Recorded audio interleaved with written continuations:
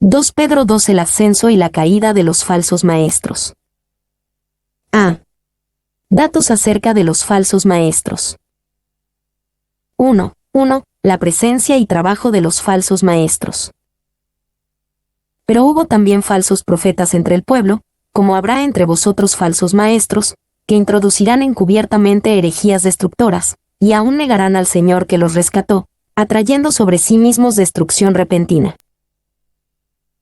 Pero hubo también falsos profetas, así como habían santos hombres de Dios que hablaron siendo inspirados por el Espíritu Santo. 2 Pedro 1:21, también habían falsos profetas y falsos maestros hoy. Pedro estableció esto como hecho y no como posibilidad, y dijo que estaban entre el pueblo, no solo fuera de la iglesia. Y no solamente había hombres santos de Dios entre los judíos, quienes profesaban por inspiración divina, sino que también habían falsos profetas, quienes tenían profecías hechas de su propia imaginación, y pervertían a muchos. Clarke. B. Introducirán encubiertamente herejías destructoras. Los falsos maestros trabajan encubiertamente. No es que sus enseñanzas sean secretas, sino que la naturaleza engañosa de sus enseñanzas está escondidas. Ningún falso maestro se anuncia a sí mismos como falso maestro. C. Herejías destructoras. Los falsos maestros meten herejías destructoras que destruyen al decir mentiras acerca de Jesucristo y de su obra por nosotros y en nosotros. Por medio de estas herejías la gente es lastimada y destruida. La herejía no es inofensiva. D.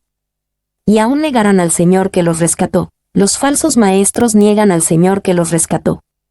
En esto, Pedro dice que por lo menos, ellos aparentan ser salvos, sino Pedro nunca diría que el Señor los rescató.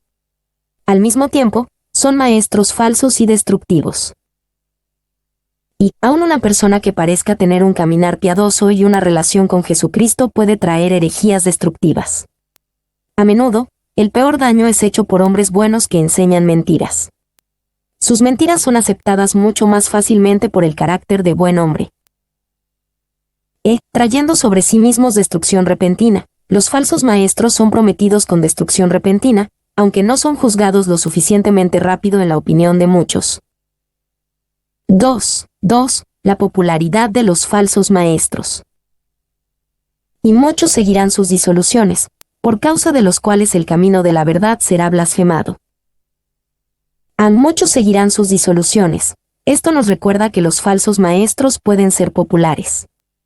Solamente porque algo funciona al atraer una multitud de seguidores, no significa que sea de Dios. Sabemos que la obra de Dios siempre traerá fruto, pero la obra del diablo también puede incrementar. Y el aspecto más angustioso de los falsos maestros no es que estén entre el pueblo. 2 Pedro 2:1. Los falsos maestros siempre han estado y estarán entre los cristianos. Lo que es de más angustia es que hay muchos cristianos que seguirán sus disoluciones. B. Por la causa de los cuales el camino de la verdad será blasfemado. Cuando los falsos maestros están trabajando y sus multitudes los siguen, el camino de la verdad es blasfemado. El nombre y el honor santo de Dios son deshonrados. 3. La estrategia y destino de los falsos maestros. Y por avaricia harán mercadería de vosotros con palabras fingidas. Sobre los tales ya de largo tiempo la condenación no se tarda, y su perdición no se duerme. Por avaricia. Los falsos maestros usan la avaricia para ellos mismos y para sus seguidores. Muchos falsos maestros, hoy en día y en tiempos pasados, presentan un evangelio que tiene auto y gratificación en su corazón.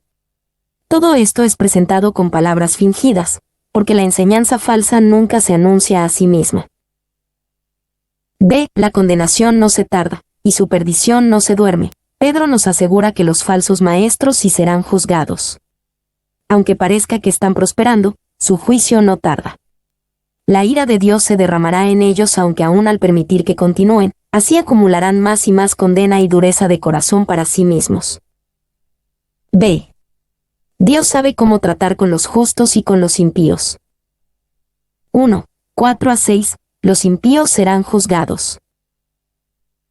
Porque si Dios no perdonó a los ángeles que pecaron, sino que arrojándolos al infierno los entregó a prisiones de oscuridad, para ser reservados al juicio, y si no perdonó al mundo antiguo, sino que guardó a Noé, pregonero de justicia, con otras 7 personas, trayendo el diluvio sobre el mundo de los impíos, y si condenó por destrucción a las ciudades de Sodoma y de Gomorra, reduciéndolas a ceniza y poniéndolas de ejemplo a los que habían de vivir impíamente.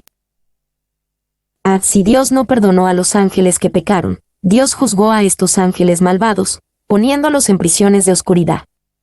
Aparentemente, algunos de estos ángeles están en cautiverio mientras otros están libres y activos la tierra como demonios. Y el pecado de los ángeles se puede considerar de 2 maneras principales: en la rebelión original en contra de Dios, y en los pecados de los hijos de Dios descritos en Génesis 6, 1-2. 2. Es claro que en un tiempo, los seres angelicales tuvieron un periodo de elección, de probar cuando su destino futuro sería determinado. Cuánto tiempo iba a durar esa libertad condicional, y cuál era la prueba en sí de su fidelidad, no lo sabemos, ni ciertamente sabemos cuál fue su pecado, ni cuándo ni cómo se cayeron. Judas dice que no guardaron su propia dignidad, sino que abandonaron su propia morada, lo cual parece significar que fueron descontentos con su suerte, y aspiraron a honores más altos o quizás a dominación celestial. Clarke. 3. Puede ser que el pecado de Satanás y sus ángeles, Apocalipsis 12:4, 12:7, fue ocasionado por el plan de Dios para la humanidad. El hombre está hecho a imagen de Dios, Génesis 1:26, y los ángeles no. Satanás y los ángeles resentían este plan porque se crearía un ser que pudiera estar más cerca y conectado con Dios que ellos. Aunque la humanidad está por debajo de los ángeles en dignidad, Hebreos 2, 6-7a, 2 Peter 2:11, es el trabajo de los ángeles el servir a la humanidad, Hebreos 1:14, 2, 7-8, Salmo 91, 11-12. Satanás y sus ángeles resentían al plan de servir a alguien que fuera más bajo que ellos. La humanidad redimida sería levantada en honor y estado por sobre todo ser angelical, 1 Corintios 6, 3, 1 Juan 3, 2. Satanás y sus ángeles resintieron al plan que glorificaría a estos seres más bajos a un lugar por encima de ellos. 4. Surgió de la admiración de sus propios dones, fue confirmado por orgullo y ambición, fue perfeccionado por envidia, movido por el decreto de exaltar la naturaleza humana por encima de los ángeles en y por Cristo. V. Al mismo tiempo, no podemos decir concluyentemente que sabemos por qué los ángeles pecaron, ya que las Escrituras no nos dan más que pistas. B. Arrojándolos al infierno los entregó a prisiones de oscuridad, al no permanecer en sus lugares propios, ahora fueron puestos en prisiones de oscuridad. Su búsqueda pecaminosa de libertad los puso en cautiverio. Y aquellos que insisten en la libertad para hacer lo que quieran son como estos ángeles, son tan libres, que son rodeados por estas prisiones de oscuridad, una descripción poética y poderosa de su esclavitud miserable. La verdadera libertad viene de la obediencia. 2. Arrojándolos al infierno. La palabra griega antigua traduce infierno es literalmente Tárteres. En la mitología griega, Tárteres era lo más bajo del infierno, un lugar de castigo para los dioses rebeldes. Pedro tomó prestada esta palabra para hablar de lugar de castigo para los ángeles que pecaron. 3. Los ángeles tienen un oficio y servicio alto de Dios, aún así, era imposible para ellos caer. Debemos de tomar un amplio aviso de esto. También, podemos entender que de algunas maneras podemos pecar mucho peor que estos ángeles. Yo respondo que el diablo nunca ha rechazado gracia libre y amor agonizante. El diablo nunca ha luchado contra el Espíritu Santo en su propia conciencia. El diablo nunca se ha rehusado a la misericordia de Dios. Estos pináculos supremos de maldad son solo alcanzados por ustedes oidores del Evangelio, y sin embargo, arrojan el precioso mensaje detrás de sus espaldas. Spurgeon. C. Y si no perdonó al mundo antiguo, Dios juzgó al mundo antiguo, al mundo antes del diluvio de Noé, porque vio Jehová que la maldad de los hombres era mucha en la tierra, y que todo designio de los pensamientos del corazón de ellos era de continuo solamente el mal. Génesis 6:5. D. Y sí condenó por destrucción a las ciudades de Sodoma y de Gomorra, reduciéndolas a ceniza. Dios juzgó a las ciudades de Sodoma y Gomorra, haciéndolas ejemplo de su juicio, por cuanto el clamor contra Sodoma y Gomorra se aumenta más y más, y el pecado de ellos se ha agravado en extremo. Génesis 18:20. Poniéndolas de ejemplo a los que habían de vivir impíamente. Estos 3 ejemplos de juicio nos demuestran el principio importante que Pedro quiere destacar. Dios juzgó a los ángeles que pecaron, así que nadie es de demasiada estima para no ser juzgado. Dios juzgó al mundo antiguo antes del diluvio, así que Dios no juzga basado en eventos próximos. Dios juzgó Sodoma y Gomorra, así que aún los prósperos pueden ser juzgados. Y, entonces, ¿qué hace que los impíos piensen que puedes escaparse del juicio de Dios? La venida de su juicio es cierta. Como Jesús dijo en Lucas 10:12, para aquellos que rechazan la verdad, aquel día será más tolerable el castigo para Sodoma. 2:7-9, los justos serán liberados. Y libró al justo Lot, abrumado por la nefanda conducta de los malvados, porque este justo, que moraba entre ellos, afligía cada día su alma justa, viendo y oyendo los hechos inicuos de ellos. Sabe el Señor librar de tentación a los piadosos, y reservar a los injustos para ser castigados en el día del juicio. Y libró al justo Lot. Pedro ya nos dijo cómo Dios libró Noé, 2 Pedro 2:5. Ahora, nos demuestra que el Señor libró al justo Lot. Y la preservación y liberación de Lot le dio ocasión al apóstol para remarcar que Dios sabe por igual tanto el salvar como el destruir, y que su bondad lo llevó con tanta fuerza a salvar al justo de Lot, así como su justicia la llevó a destruir a los rebeldes en los casos ya aducidos. Clarke. Y libró al justo Lot. Lot era justo en los ojos de Dios, aunque quizá era difícil para otros ver lo justo que era. No obstante, la maldad de Sodoma y Gomorra afligía cada día su alma justa. Y el alma de Lot era afligida, pero él falló en salir adelante con acciones piadosas y se separó a sí mismo y a su familia de la impiedad de Sodoma y Gomorra. El Señor libró a Lot por su alma justa, pero Lot perdió todo lo demás por su asociación tan cercana con estas ciudades malvadas. ¿Sabe el Señor librar de tentación a los piadosos? Así como el Señor libró a Lot, Él sabe cómo librarnos de las tentaciones por las que pasamos, y Él sabe cómo reservará a los injustos para el día del juicio. Podemos confiar en la liberación de Dios de los piadosos porque es tan cierto como el juicio para los injustos. Y, ¿sabe el Señor? Podemos estar confiados en esto. Muchas veces nosotros no sabemos cómo, pero el Señor sabe. Este es un buen principio para la vida y la doctrina. Por ejemplo, a veces nos enfrentamos con doctrinas perplejas. Tal vez nos esforzamos en afectar la reconciliación entre la predestinación de Dios y la libertad de la acción humana. Es mejor no vadear muy lejos en esas aguas profundas, no sea que nos perdamos en un abismo. Sabe el Señor. Spurgeon. 2. Los injustos tienen una reservación para ellos, son reservados para el día del juicio. Pero los creyentes no tienen dicha reservación. Dios nos librará de cualquier día de juicio, y de cada tiempo de ira que Él derrame sobre la tierra. Apocalipsis 3:10. 3. De acuerdo con la Revised Version, versión revisada, y yo pienso que esa traducción es correcta, el castigo ya ha comenzado. Dios sabe cómo ir castigando a los impíos desde ahorita. Spurgeon. 4. Pedro, si cualquier hombre, puede decir, el Señor sabe cómo librar a los suyos, porque él había sido librado de una manera extraña en Hechos 12. Trapp, en Hechos 12, Dios libró a Pedro de una manera maravillosa de la prisión y él entregó de una manera dolorosa a Herodes para el juicio. Dios sabe cómo hacer ambos. C. Una descripción de los impíos entre ellos. 1. 10-11, son llenos de la carne y orgullosos. Y mayormente a aquellos que, siguiendo la carne, andan en concupiscencia e inmundicia, y desprecian el señorío. Atrevidos y contumaces, no temen decir mal de las potestades superiores, mientras que los ángeles, que son mayores en fuerza y en potencia, no pronuncian juicio de maldición contra ellas delante del Señor. Y mayormente a aquellos que, siguiendo la carne, estos impíos son especialmente reservados para el juicio. Ellos viven según la carne, y no según el Espíritu, y son marcados por inmundicia.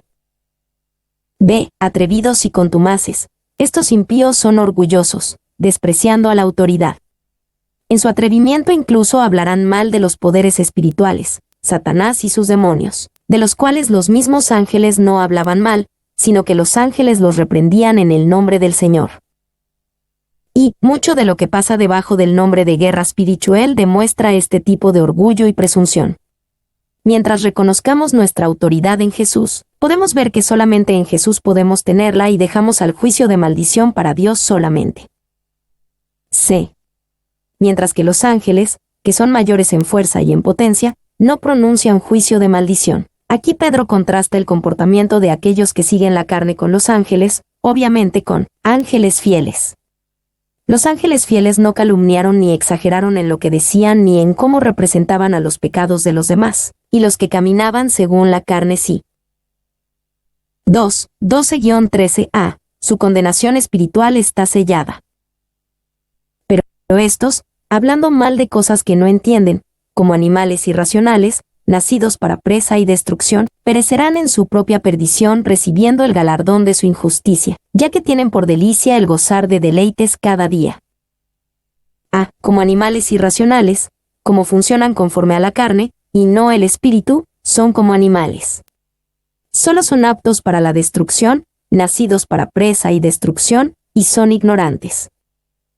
B. Recibiendo el galardón de su injusticia, los impíos serán pagados. Por su maldad y sus vidas en la carne serán pagadas con el galardón de su injusticia.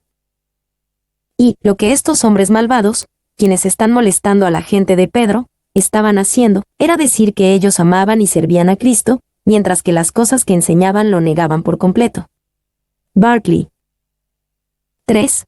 13b-17. Una lista de los pecados de los falsos maestros.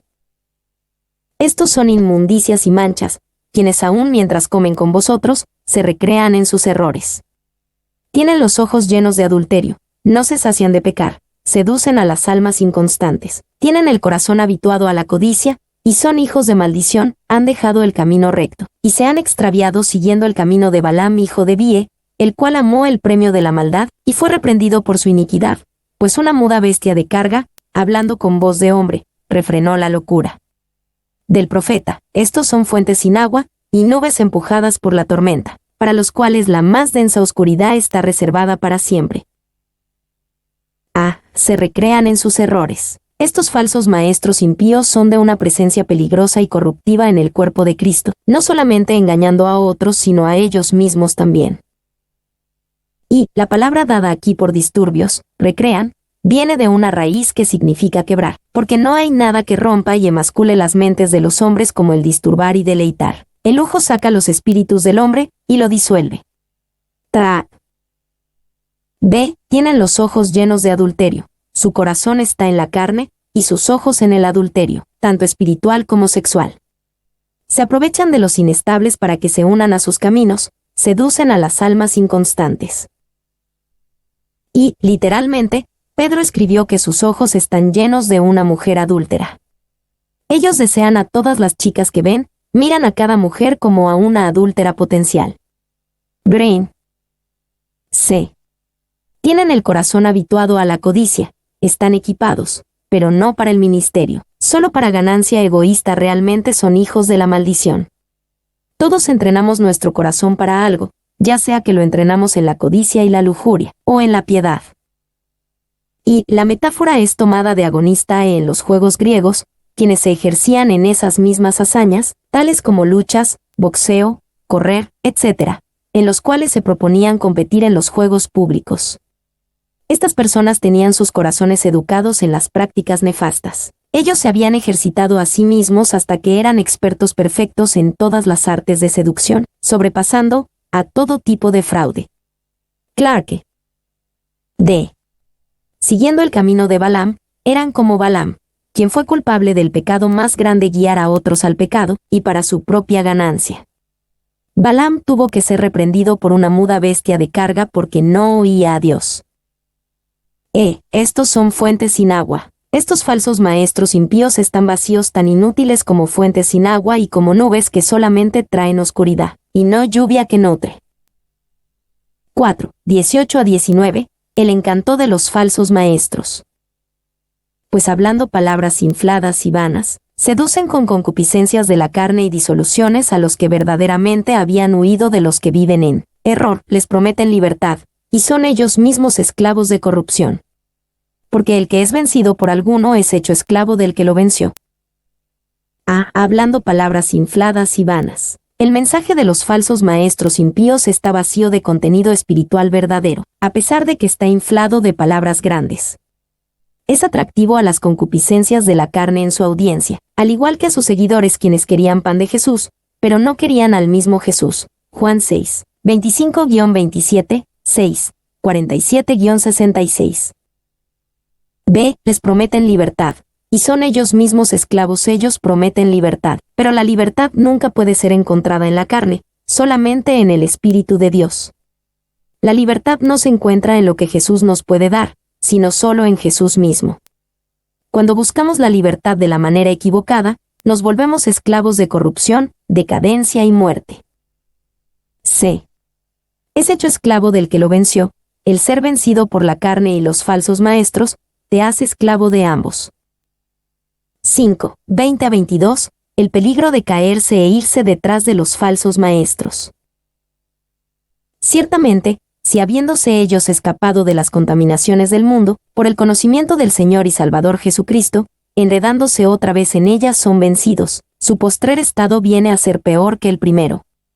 Porque mejor les hubiera sido no haber conocido el camino de la justicia, que después de haberlo conocido, volverse atrás del santo mandamiento que les fue dado, pero les ha acontecido lo del verdadero proverbio: el perro vuelve a su vómito, y la puerca lavada a revolcarse en el cieno. Su postrer estado viene a ser peor que el primero. Es mejor para una persona el nunca haber conocido cosa alguna de Jesús que el escuchar una parte de la verdad, y después rechazarla. Mayor revelación tiene una mayor responsabilidad. Y su postrer estado, peor que el primero porque han regresado a las contaminaciones del mundo. Estas contaminaciones son llamadas miasmata, cosas que infectan, contaminan y profanan. La palabra era antiguamente usada, y es usada en este tiempo presente, para expresar las partículas nocivas de efluvios procedentes de personas infectadas con enfermedades contagiosas y peligrosas, o de cuerpos muertos y corrompidos, aguas podridas y estancadas, pantanos, etc., por las cuales pueden ser infectados los sanos. Clarke. 2. San Agustín ha mejorado la imagen. El mundo entero, dice él, es un gran hombre enfermo, acostado y extendido desde el este al oeste, y del norte al sur, y para sanar a este gran hombre enfermo, el médico todopoderoso descendió del cielo. Clarke. Mejor les hubiera sido no haber conocido el camino de la justicia. Pedro describió la imagen que ciertamente tenía la apariencia de la gente perdiendo su salvación. Él habla a aquellos que se habían escapado de las contaminaciones del mundo. Él habla a los que habían hecho esto por el conocimiento del Señor y Salvador Jesucristo. Él habla a aquellos que habían conocido el camino de la justicia. Y cristianos debaten calurosamente el tema de si es posible o no para un verdadero cristiano el poder perder su estado de cristiano verdadero y caer en la condenación. Quizá la mejor manera de entender este tema es decir que ciertamente verdad que aquellos que aparentan ser salvos, aquellos que caben en la descripción que Pedro da aquí, pueden terminar en el lugar donde mejor les hubiera sido no haber conocido el camino de la justicia. 2. Con respecto a estos, aquellos con una perspectiva reformada dirán que en realidad ellos nunca fueron salvos. Aquellos con una perspectiva arminiana dirán que en realidad sí fueron salvos y perdieron su salvación. Para dividir las líneas de este debate que se centra en las cosas que son desconocidas para observación externa, parece caer bajo la categoría de estar obsesionados con disputas y argumentos sobre palabras, como en 1 Timoteo 6:4. El perro vuelve a su vómito. Su naturaleza como perro es demostrada por la manera en la que regresan al vómito de la carne y el mundo. Ellos son como animales irracionales descritos en 2 Pedro 2:12, más animales que piadosos porque viven para la carne. Y el perro que se ha deshecho de la corrupción interior por medio del vómito no puede vivir bien por sí solo, sino que regresa a husmear el vómito de nuevo.